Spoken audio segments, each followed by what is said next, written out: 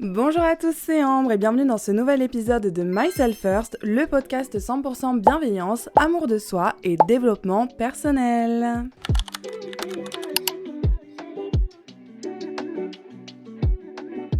J'espère que vous allez bien, en tout cas moi ça va, et aujourd'hui on se retrouve pour parler d'un sujet pas sexy à première vue, mais pourtant très important, voire même vital, le consentement. Le consentement, c'est une notion qui est très importante dans tous les domaines de la vie, mais aujourd'hui, on va surtout en parler dans le domaine de l'intimité. Et c'est une notion importante parce qu'elle permet de protéger et surtout de faire la différence entre une relation qui est choisie et une relation qui est subie. Le problème autour du consentement, c'est qu'on a tendance à le réduire à un oui ou un non, alors qu'en réalité, c'est beaucoup plus subtil et complexe que ça. Généralement, quand on parle de consentement, on évoque surtout celui des femmes, mais moi aujourd'hui, je voudrais justement voir la différence entre le consentement masculin, qui est très important mais pourtant oublié, et le consentement féminin. Donc dans une première partie, je vais revenir sur la définition du consentement pour que vous compreniez bien de quoi il s'agit. Ensuite, on va voir justement les différences de consentement entre hommes et femmes. Et puis pour finir, je vais vous donner quelques conseils, entre guillemets, pour faire respecter son consentement et être certain de respecter celui des autres.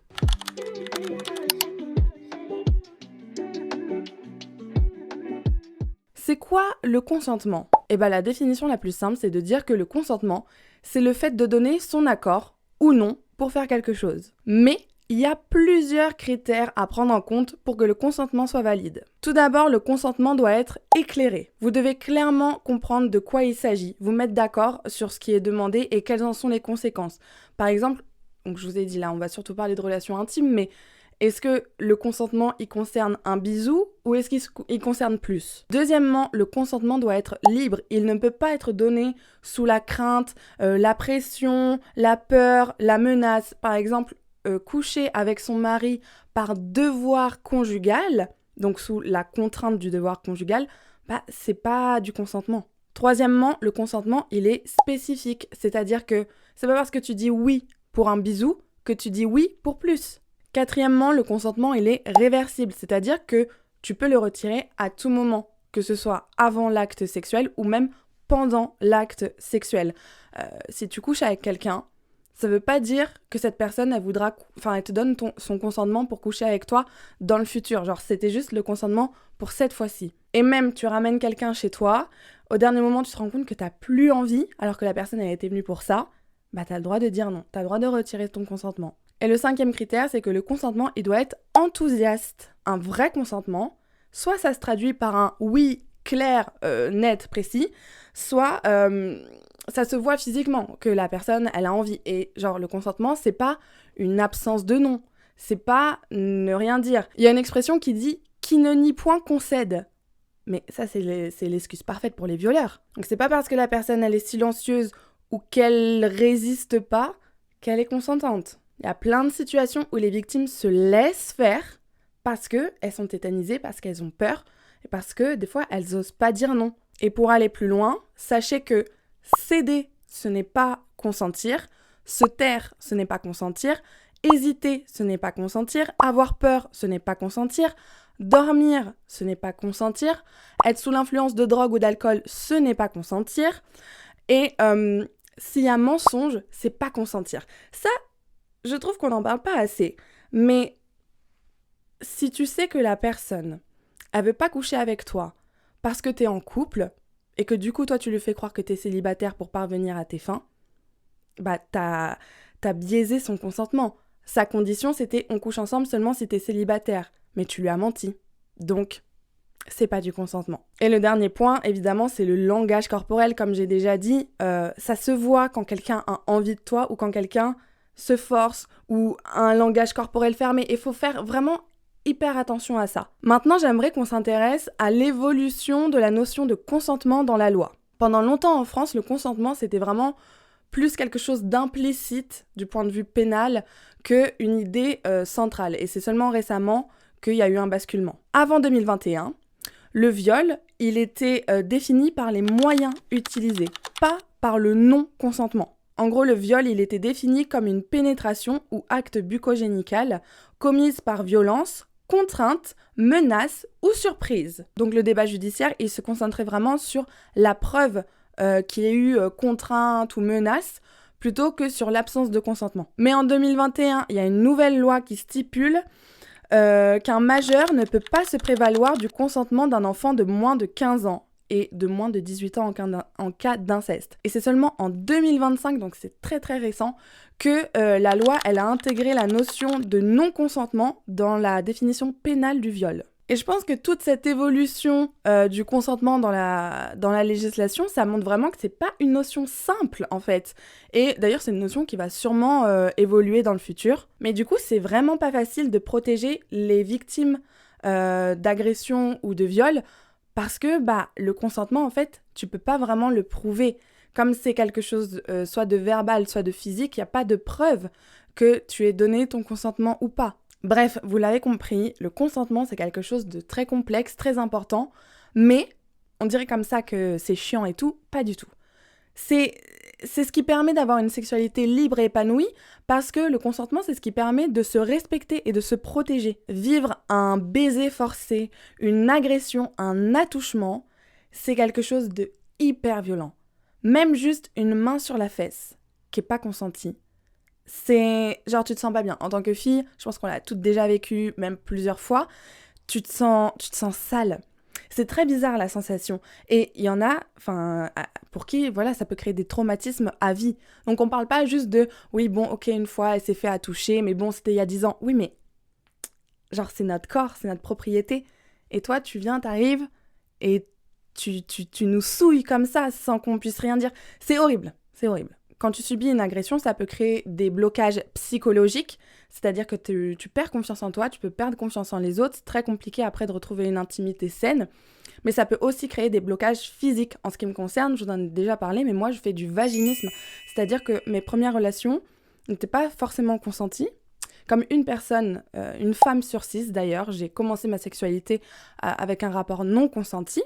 Et ensuite, je comprenais pas pourquoi ça voulait plus rentrer. Genre mon vagin se fermait. Et du coup, j'ai fait beaucoup de recherches là-dessus, parce que ça m'arrive encore de faire du vaginisme. C'est-à-dire que vraiment, en fait, il y a rien qui peut rentrer.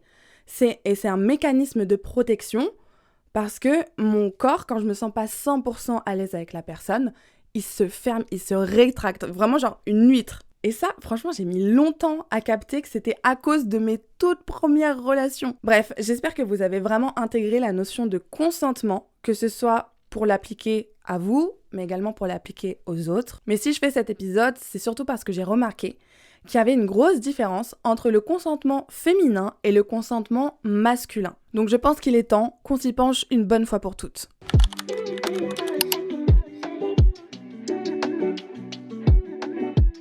On va commencer avec le consentement féminin. Et pour le comprendre, il faut regarder la société dans laquelle on évolue, c'est-à-dire une société qui prône la culture du viol.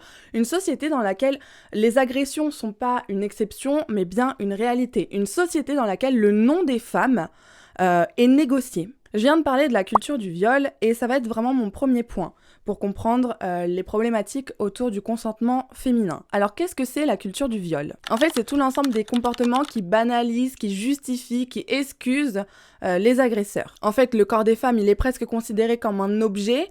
Il y a beaucoup de personnes qui font des plaisanteries sur les violences sexuelles que les femmes peuvent subir.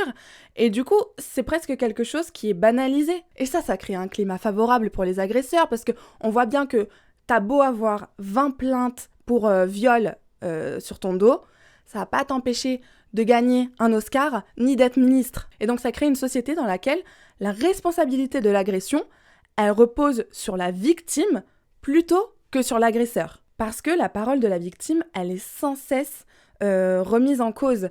Oui, non, mais elle a dit qu'elle s'est fait violer juste pour gagner de l'argent, juste pour avoir de la fame. Cet argument, il est terrible à entendre, parce qu'il y a tellement de femmes qui n'osent même pas porter plainte, et celles qui osent le faire, elles le font souvent en anonyme, elles gagnent 0 argent, et elles repartent dans un combat judiciaire où elles doivent payer des frais d'avocat. On ne devient pas millionnaire en portant plainte pour viol, hein. Et donc t'es là, tu oses dénoncer ton agresseur, et en fait, t'as tous les médias qui te tombent dessus, les gens sur les réseaux sociaux qui te traitent de menteuse, etc.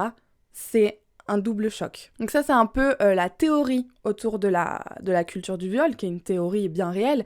Et en pratique, pour mieux comprendre les impacts de la culture du viol sur le consentement des femmes, je vais vous prendre l'exemple du cinéma. En fait, là, je me suis inspirée du livre « Désirer la violence » de Chloé Thibault, qui est un ouvrage que je vous recommande, il est extrêmement intéressant. D'ailleurs, je vous mets en bio une de ses interviews qui est géniale. Et en fait, dans ce livre, elle explique que le consentement des femmes n'est pas pris en compte dans la pop culture, et notamment dans les films qui érotisent le non-consentement. Que ce soit dans les films pour adultes ou même dans les dessins animés pour enfants, le consentement, il est jamais pris en compte parce que la femme est toujours représentée comme un objet désirant, amoureuse, qui a envie, même si elle ne le sait pas encore, elle en a envie. Et donc le cinéma, il diffuse plusieurs messages qui sont hyper problématiques. La première chose que le cinéma a romantisé, alors que pas du tout, c'est que insister, c'est mignon. Insister, c'est romantique. L'idée, c'est de dire que lorsqu'une femme dit non, bah c'est pas une limite, c'est un obstacle, c'est un challenge. Dans son livre, Chloé Thibault, elle donne plein d'exemples. Et c'est ça qui est génial. Dans l'interview, franchement, je crois qu'elle dure 1 heure et demie, mais j'ai adoré la regarder parce que c'est que des exemples. Et c'est trop intéressant, vraiment, allez la regarder. Et donc, un des exemples qu'elle donne pour illustrer cette idée que insister, c'est romantique, c'est dans James Bond. Dans un des James Bond, il y a une scène de bagarre où il finit par embrasser son ennemi alors qu'elle le débat, elle le repousse en lui disant clairement non. Et puis, elle finit par se laisser faire. Et elle prend même du plaisir à l'embrasser. Et on rappelle que ce baiser, à l'origine, n'était pas voulu. Conséquence dans la réalité, c'est que quand une femme dit non, eh ben, les hommes, ils en ont rien à faire en fait. Parce qu'ils se disent, bah, si j'insiste, limite si je suis un peu violent, elle va finir par accepter. Mais encore une fois, céder, ce n'est pas consentir. Et puis encore une fois, il y a l'idée que si une femme refuse, faut forcer un peu. Parce que en vrai, elle en a envie. C'est juste qu'elle se le dit pas. Mais une fois que tu l'auras embrassée, que tu auras couché avec elle, elle sera contente de l'avoir fait. Le deuxième message, très dangereux, que la pop culture diffuse, c'est de dire que être spontané, c'est mieux que de demander. Comme si le consentement, ça cassait l'ambiance.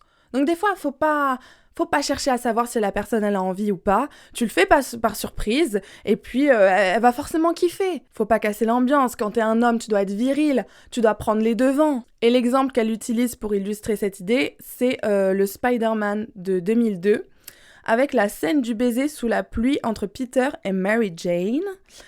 Où il la saisit, il l'embrasse sur le moment, sans rien demander. Et la mise en scène, elle présente ça comme quelque chose de hyper romantique, avec l'idée que voilà, la spontanéité, c'est sexy, plus sexy en tout cas que la vérification du consentement. Et en soi, des petits bisous par surprise, bien sûr, un petit câlin par surprise, évidemment, mais tu fais pas ça avec n'importe qui. Et tu fais pas ça dans n'importe quelle condition. Si tu rentres, ta meuf, elle est fatiguée, elle a une journée, ou alors elle est énervée et toi t'arrives, tu l'embrasses. C'est pas le moment. Et la conséquence de ça, encore une fois, c'est que ça a rendu la notion de consentement pas viril, pas sexy. Donc, faut pas demander. Et honnêtement, l'excuse de la spontanéité, elle a justifié pas mal d'agressions. Parce que je pense que des fois, les mecs, ça les arrange de pas avoir à demander. Parce qu'ils savent s'ils demandent le consentement, la meuf peut répondre non. Et ça, ils aiment pas. Donc, au lieu de prendre le risque de se faire rejeter, de prendre un refus, bah, ils demandent pas. Comme ça, ils sont sûrs de pas avoir de non. La troisième idée véhiculée par la pop culture, c'est que si une femme dit non ou qu'elle hésite, en vrai, c'est sexy, genre ça fait monter la température. Je vous jure qu'il y a plein de mecs, ils sont encore plus excités quand tu leur résistes que si t'avais dit oui tout de suite. Et ça, mais c'est affolant, c'est affolant. Le meilleur exemple, c'est le film 365 jours qui est disponible sur Netflix et qui est clairement... il fait clairement l'apologie du viol, ce film. Il est extrêmement problématique. Parce qu'on parle quand même d'un film où c'est un mafieux italien qui enlève une fille et qui l'attache à un lit. Et alors, juste parce que lui, il est sexy, on trouve ça sexy, mais dans les faits, ça se passe pas comme ça. Et donc, le film, il transforme la contrainte en un jeu érotique. Il y a quand même des scènes de viol explicites dans ce film. Il y a totalement une érotisation de la violence masculine. Et la protagoniste dans cette histoire, au début, elle refuse clairement, elle repousse le mec, même s'il est super beau, parce qu'évidemment, on n'allait pas mettre un petit mec de 70 ans, pervers, tu vois, le Jean-Pierre du PMU, quoi. Non, ils ont mis Michel Morone, le mafioso italien hyper sexy. Et là, le rêve de toutes les femmes, ça a été de se faire kidnapper par lui. Et dans le film, le fait que la protagoniste, donc la meuf qui s'est fait kidnapper, au début, elle refuse, elle repousse son agresseur, en fait, ça crée une tension, parce qu'on se disait, quand est-ce qu'ils vont le faire ?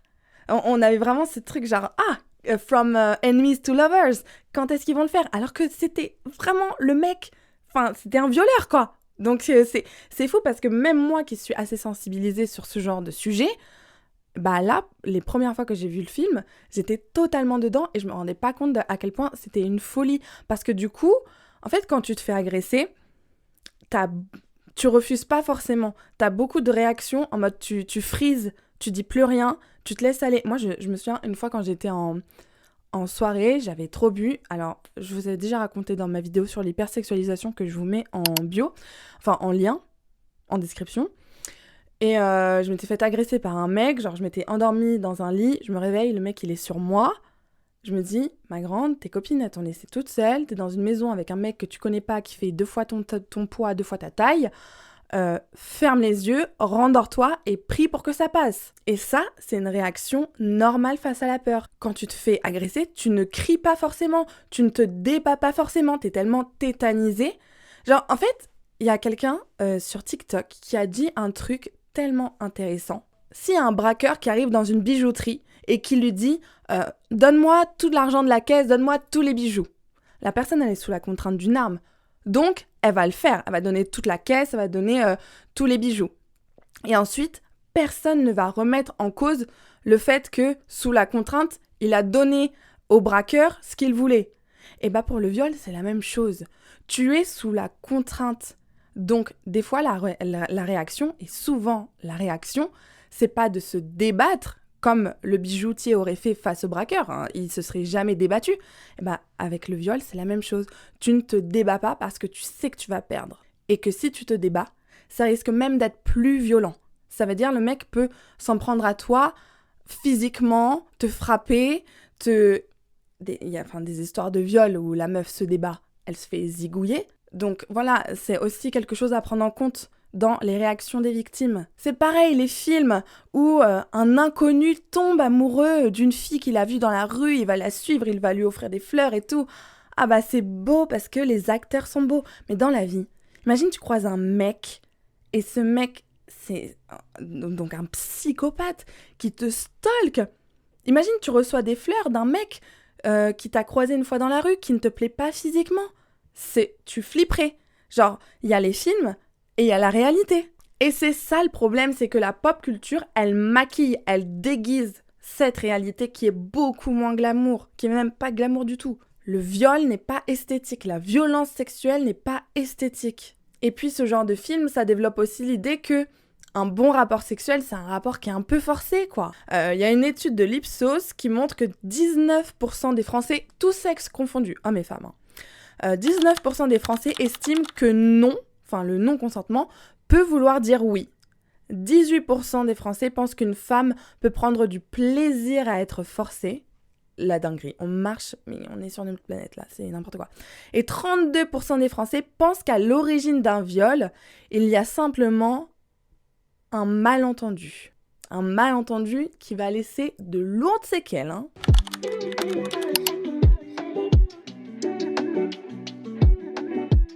Maintenant que vous avez compris que la société permet aux femmes d'être agressées, notamment à travers la culture et notamment à travers le cinéma qui a été notre exemple dans cette première partie, ça a des réelles conséquences puisque les femmes aujourd'hui sont les premières victimes d'agression. C'est pas moi qui le dis, c'est les chiffres, encore une fois, les sources sont en description, mais en 2024, on recense 122 000 victimes de violences sexuelles, dont 85% sont des femmes.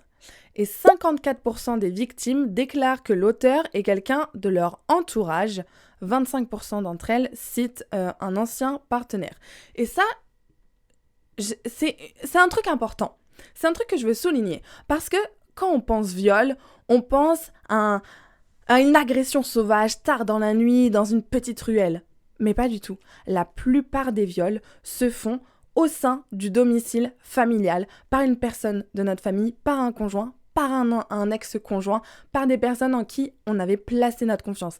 Et ça, c'est encore plus terrifiant que de se dire qu'on peut se faire agresser comme ça dans la rue. Et malgré le fait qu'il y ait autant de femmes victimes d'agression, il y en a seulement 7% d'entre elles qui osent aller porter plainte. Pourquoi ? Parce que la justice peine à protéger les victimes, parce qu'il y a la peur de ne pas être cru, il y a la peur d'être jugé, il y a la fatigue d'avoir à prouver, et aussi l'idée que ça ne servira à rien, puisque quand une plainte est déposée, cela débouche sur 86% de classement sans suite pour les violences sexuelles et 94% pour les viols. Et ça, c'est souvent à cause de preuves insuffisantes, parce qu'encore une fois, le consentement, c'est hyper difficile à prouver ou à ne pas prouver, quoi. Et le meilleur exemple pour illustrer ça, c'est l'affaire Harry Habitant. Non mais ça, les fameuses carrières brisées. Il y a une plainte qui a été déposée contre Harry Habitant pour viol, et effectivement, les lésions sur la victime ont été constatées, mais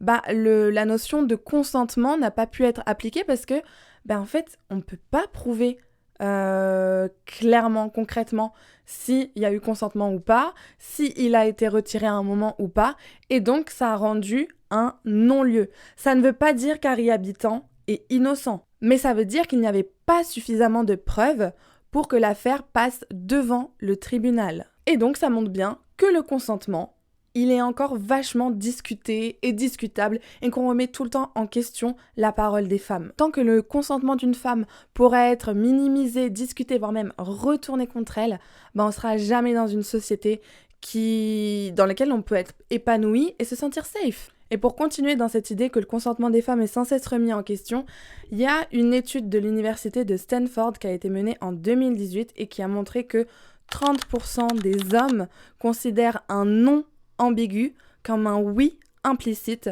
surtout dans un contexte intime. Il y a tellement de fois où j'ai dû me justifier quand je disais non, parce qu'en fait les hommes ne prennent pas le non comme un non. Genre tu peux pas dire non et c'est fini. Déjà ils vont te redemander 1 fois, 2 fois, 3 fois, et puis en fait comme ils comprennent pas pourquoi tu leur dis non, ils vont te demander de justifier ta réponse. Le mec qui m'avait agressé en soirée là quand mes copines elles sont parties, c'est lunaire, mais il m'a demandé de justifier en anglais pourquoi je ne voulais pas le pécho. Déjà, j'étais pas intéressée, il était moche. Et ensuite, j'étais en couple, mais ça l'a pas arrêté. Et donc ça montre le premier problème autour du consentement des femmes, c'est qu'il est ignoré. Une femme qui dit non, ça peut être interprété comme ouais, non, mais peut-être qu'elle joue à un jeu, ou peut-être qu'elle est prude, faut que je la décoince. J'ai vraiment l'impression, et c'est pas qu'une impression, qu'on prend pas le consentement des femmes en compte tout de suite. C'est-à-dire que moi, combien de fois je me suis retrouvée dans un lit avec un mec, il initie le truc 1 fois, je le repousse. 2 fois, non, j'ai pas envie. 3 fois, non mais arrête, je suis fatiguée là. Genre, j'ai presque jamais eu un mec où quand je lui dis non, ok, c'est fini, genre, ok, non, on arrête, on passe à autre chose et tout. Non, faut toujours forcer, allez, une petite fois, ou 2 fois, 3 fois, 4 fois, 5 fois, peut-être qu'à la 6e fois, elle va dire oui. Et tu sais quoi ? Peut-être qu'à la 6e fois, je vais te dire oui. Mais ça veut pas dire que je serai consentante pour autant. Parce que céder n'est pas consentir. C'est juste que toi, t'es un gros forceur. Quand une fille dit non, pour les mecs, ça veut pas dire c'est mort, ça veut dire bon allez, va falloir que je négocie un peu, va falloir que je l'excite un peu, va falloir que que je me challenge. Mais non. Et c'est vraiment chiant quand tu dis non à un mec et que tu vois que ça l'excite. Parce que là, tu te dis, mais putain, là, ça y est, je suis morte. Là, j'en ai pour toute la soirée, quoi. Le deuxième problème autour du consentement des femmes, c'est qu'il est détourné. On attend d'une femme qu'elle soit désirée, mais pas trop désirante, ouverte d'esprit, mais pas trop non plus. Et donc, ça crée une certaine ambiguïté autour du non. Est-ce qu'elle dit non parce qu'elle veut protéger sa réputation, par principe, etc. Ou est-ce qu'elle dit non parce qu'elle n'en a vraiment pas envie? Donc en fait, encore une fois, c'est toujours ça le problème, c'est que le non peut être, discuté. Des fois, on a peur de dire non parce qu'on veut pas passer pour trop prude ou trop chiante. Genre, tu sais, des fois, même pour les mecs, en fait, t'as pas envie. Même pendant plusieurs jours, plusieurs semaines, t'es pas dans le mood, t'as pas envie. Mais ton mec, il te demande une fois, deux fois, trois fois, tu lui dis non. Tu te dis, bon, miskin le pauvre, au bout de la quatrième fois, vas-y, je lui donne ce qu'il veut, non. Parce que la société nous a vraiment conditionnés à être un objet de désir et on doit donner aux hommes. Donc on fait ce qu'on pense qui est attendu de nous, on ne connaît plus nos limites, donc on ne peut plus poser nos limites. Il y a beaucoup de femmes qui disent oui pour éviter un malaise, pour échapper à une pression, mais aussi parce qu'elles ont peur de la réaction de l'homme. Je l'ai dit tout à l'heure, mais il y a tellement de mecs qui deviennent violents quand tu leur refuses quelque chose, et notamment le sexe, ça fait peur. Quand t'es une femme, c'est pas facile de dire non, donc on a mis au point des stratégies d'évitement, genre Non, j'ai mes règles. t'as tes règles 30 jours dans le mois, bizarrement. Non, je suis fatiguée, non, là je peux pas, non, je suis pas épilée. C'est marrant parce qu'il y a plein de mecs, quand tu leur dis non, mais là je peux pas, je suis pas épilée, ils vont te répondre non, mais je m'en fiche que tu sois pas épilée. Mais nous aussi, on s'en fiche de pas être épilée. C'était juste une excuse pour ne pas coucher avec toi parce que je n'ai pas envie de coucher avec toi. Mais comme tu refuses mon non, je vais trouver d'autres excuses. Sauf que quand tu te justifies auprès d'un mec, tu lui donnes du grain à moudre. Ne t'inquiète pas que si un mec veut coucher avec toi, tu peux lui sortir toutes les excuses du monde, il aura toujours un truc pour que ça passe. Il saura rebondir sur ses pattes, il saura contourner tes excuses. Et même ça va l'énerver, il va pas comprendre, il va te dire « Mais pourquoi tu cherches autant d'excuses, tu veux pas coucher avec moi ?»« Non, je ne veux pas coucher avec toi. » Mais t'as pas l'air de le comprendre autrement. Donc en fait, la seule manière pour moi de me protéger, c'est de trouver des fausses excuses pour te décourager de coucher avec moi. Mais encore une fois, ça ne marche pas. Mais vous savez, la raison numéro 1 de pourquoi les femmes acceptent de coucher avec un homme même si elles n'en ont pas envie, c'est pour éviter de se faire violer. C'est pas moi qui le dis, c'est la philosophe Manon Garcia qui explique que, en réalité, la raison numéro 1 d'acceptation du sexe non consenti par les femmes, c'est la peur du viol. C'est une façon de contrôler la situation en se disant qu'on accepte en partie ce qui est en train de se passer, car c'est moins violent qu'un viol subi à 100%. Et ça, c'est tellement vrai. Tu ramènes un mec chez toi, et en fait, tu te rends compte que t'as plus du tout envie, mais tu l'as chauffé toute la soirée. Donc, t'as peur de comment il va réagir. T'as peur qu'il te traite d'allumeuse. T'as peur qu'il soit violent physiquement avec toi.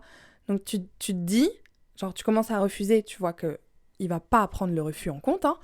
Tu te dis, bon, allez, je me force un peu, bon, j'accepte, après tout, c'est de ma faute, c'est moi qui l'ai ramené chez moi, c'est à cause de moi qu'on en est là, etc. Donc j'accepte. Et ça, psychologiquement, c'est effectivement moins violent que si on était totalement fermé. Je trouve ça quand même fou d'accepter de se faire violer pour ne pas se faire violer. Parce que finalement, c'est ça le paradoxe. Et donc, ça nous amène à notre dernier point autour du consentement, c'est que y a une énorme culpabilité chez les femmes autour de ça. Comme je vous l'ai dit, on ne contrôle pas ses réactions quand on se fait agresser. Et donc beaucoup de femmes ne réagissent pas de la manière qu'on attendrait d'elles. C'est-à-dire que quand on pense à viol, on se dit oui, t'as dû crier, t'as dû te débattre, t'as dû dire non. Mais plein de fois, t'es tétanisé, t'es sidéré, donc tu ne fais rien. Et donc tu te dis c'est ma faute. C'est moi qui n'ai pas exprimé le non. Mais ma belle, t'étais en train de dormir. T'étais droguée, t'étais bourrée. Comment t'aurais pu dire oui? Comment t'aurais pu dire non? Tu pouvais pas donner ton consentement. La responsabilité, la faute repose sur les victimes aujourd'hui. C'est quand même fou. Et pourtant, quand tu te fais violer, tu fermes ta bouche. Parce que dans tous les cas, le violeur, il est protégé. Moi, je peux vous dire, quand j'étais en prépa, j'ai fréquenté un mec. C'était le leader du groupe de potes. Il y a un soir, ça a dérapé. Il était totalement bourré, il a forcé pendant 10 minutes, il s'est rien passé. Mais moi, ça m'a choquée parce qu'il était jamais comme ça et je me suis confiée à une copine du groupe. Ils étaient tous choqués, ils lui ont fait la gueule. Alors moi, comme je suis vraiment la dernière des bouffonnes, je l'ai consolé le mec. Parce que j'étais vraiment, vraiment une grosse bouffonne. c'est très grave. Mais n'empêche qu'après, ils se sont réconciliés et c'est moi qui ai été exclue du groupe. Et lui, il s'est rabiboché avec tous ses potes, quoi. Génial. Il y a beaucoup de mecs qui prétendent que s'ils croisaient un violeur, ils le castreraient, ils lui feraient la misère, ils le foutraient en prison. Mais combien de mecs ont des potes violeurs ? Ils font genre... Mais non, mais ça c'est que des rumeurs, ils feraient jamais ça. Ils font comme s'ils ils étaient pas au courant et tout. Parce que les violeurs se protègent entre eux, les mecs se protègent entre eux. Et ils vont plus remettre en question la parole d'une victime plutôt que les agissements de leurs compères. Moi, il y a vraiment beaucoup de fois où je me suis fait agresser. Mais en fait, c'est pas un trauma pour moi. Enfin, peut-être plus que ce que je veux me le dire, mais bon, peu importe, c'est pas le sujet. Mais en fait, j'ai fermé ma bouche parce que j'étais en mode « Ambre, c'est de ta faute. Ambre, tu l'as ramené chez toi. Ambre, tu l'as allumé toute la soirée.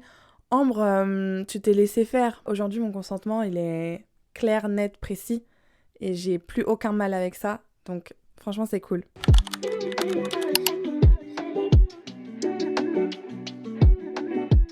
Pour finir cet épisode, que je vais faire en 2 parties, parce que là je me rends compte que ça fait 1 heure que je tourne, donc je vais jamais... Et là je suis qu'à la moitié, c'est-à-dire là j'ai même pas encore parlé du consentement masculin.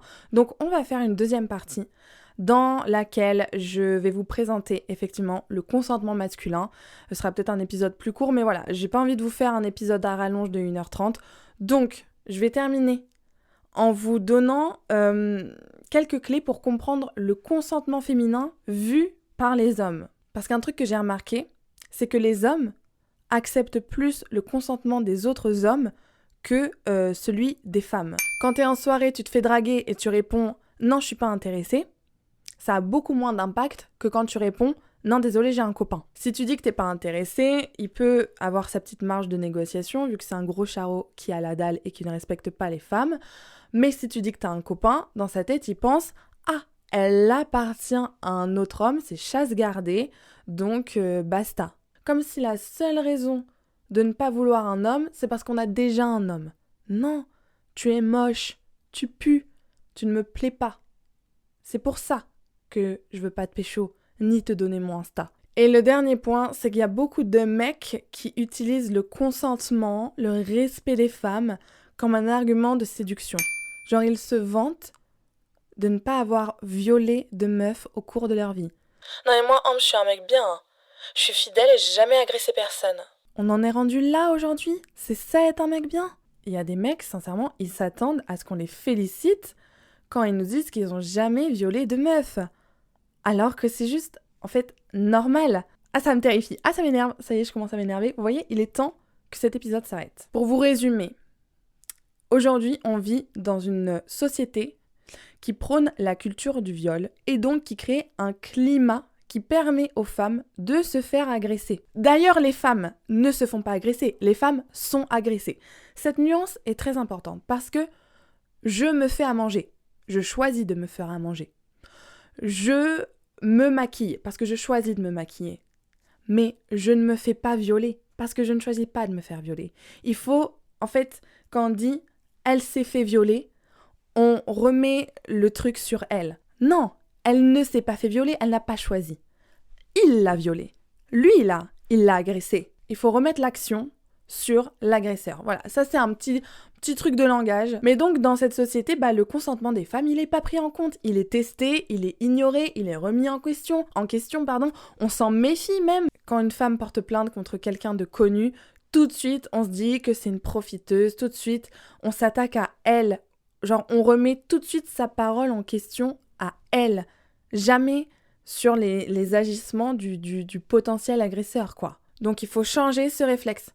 Si on accuse quelqu'un de viol, il faut se méfier de la personne qui est accusée. Et tant que le consentement des femmes restera discutable, on ne sera jamais réellement protégé. Et c'est d'ailleurs, encore une fois, pour ça que les femmes sont les premières victimes d'agressions sexuelles. Mais l'autre phase du sujet, c'est que des hommes sont également victimes de viols, mais des fois, ils n'en ont même pas conscience.